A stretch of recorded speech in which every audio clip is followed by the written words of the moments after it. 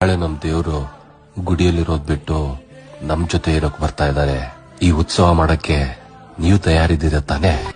ಬಂಗಾರದ ಗಿರಿಯ ನಮ್ಮ ಮಾದಪ್ಪ ಸ್ವಾಮಿ ಏರವರೇ, ಅವರು ಏಳು ಮಲೆಯಲ್ಲಿ ನೆಲೆಸವರೇ.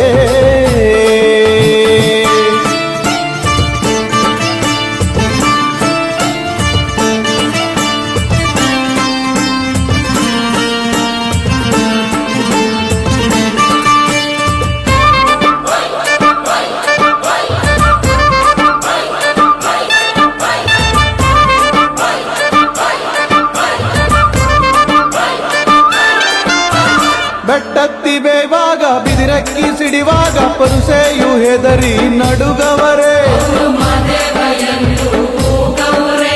ತುಂಬೆ ಹೂವಿನ ಮೇಲೆ ತುಂಬಿ ತುಳುಕಾಡುತ್ತ ಕುಂತಿದ್ದ ಸ್ವಾಮಿ ನೋಡವರೇ.